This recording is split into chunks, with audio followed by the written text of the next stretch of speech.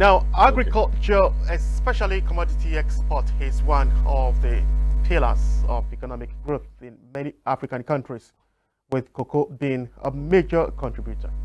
We now look at how the sector is faring in Nigeria.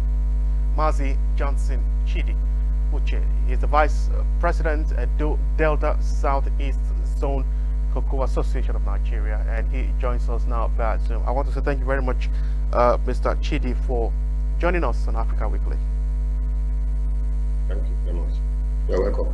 All right, Nigeria over time is looking for ways to diversify the economy and has identified agriculture as one of the key sectors it can diversify, through which it can diversify its economy. And in agriculture, cocoa and cashew seem to be one of the most growing and fast moving products that Nigeria wants to leverage in. And we want to know how this sector, cocoa for instance, where you are an expert, has fared over the past few years.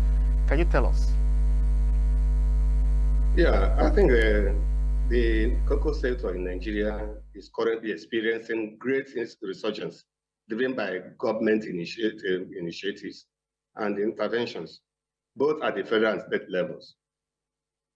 You see, and the private sector participation and collaboration. This also necessitated the investments and the increased productivity and the growing global demand of Nigerian cocoa in various ways. You see, what I mean by this is that government interventions in cocoa sector, driven by private participation and the government assistance in some areas, has improved and increased in various ways the global cocoa demand and productivity in Nigeria. Okay, so This, go ahead, go ahead. okay. I said these can be in various ways, like in increased production. Can see in 2023-2024 cocoa season, Nigeria produced around 280 metric tons of cocoa, making Nigeria the fourth largest cocoa producer in the world. This was as a result of improved cocoa seedlings, good agricultural practices, capacity building through seminars and workshops. Can organize recently a workshop, national workshop of which involved farmers and stakeholders in cocoa industry at Akure. The theme of that that workshop was deforestation-free cocoa production and improved trade cocoa practices through adoption of sustainable national traceability system, key to industry growth and development. So you see that CAN is also participating fully, increasing in capacity building, training of farmers in production upbringing, so that we can get that affected necessitated the high productivity level of our cocoa export for 2023-2024 season. Okay. As I was saying, Yeah. This workshop will be replicated in other zones. We agreed in our last workshop at Akure that it will be distributed in other zones, replicated in other zones like Cross River, Akwa Ibom zone, and the Abia, Edo Delta Southeast zones. So that is our help in doing making sure that cocoa production is improving in Nigeria. And another is top crop producing. You know, in Nigeria, we have about more than 15 cocoa producing states. We have, like I said, in Nigeria, with Ondo, Cross River, Osun, Edo, and Abia State topping the list. These are, we can say, the major cocoa producing states. We have marginal cocoa producing states.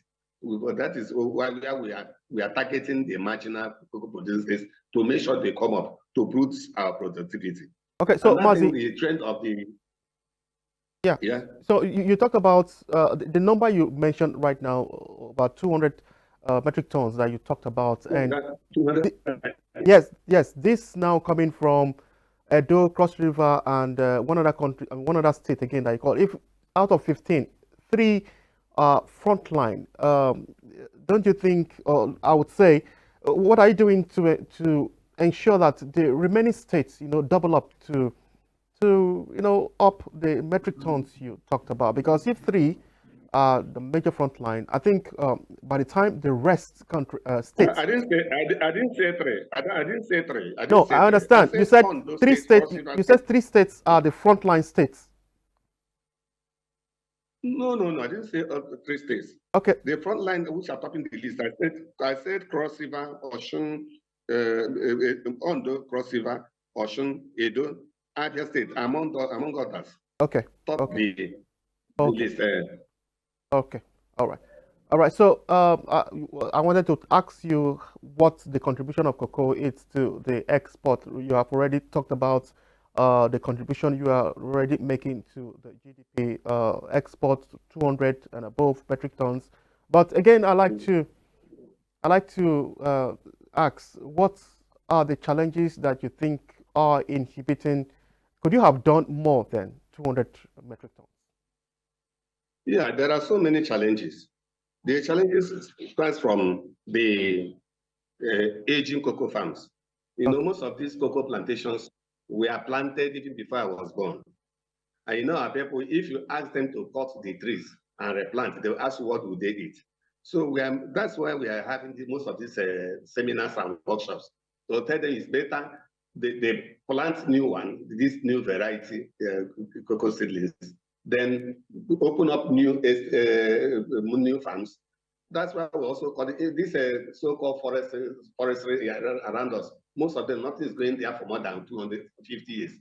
If they can lease some of these forestries so that farmers can plant their cocoa there, and also make a demarcation between forestry, give part of it to farmers to plant their cocoa. It will get much use. So and then cut off the aging ones so that they cannot, or prune them so that they can be able to perform to their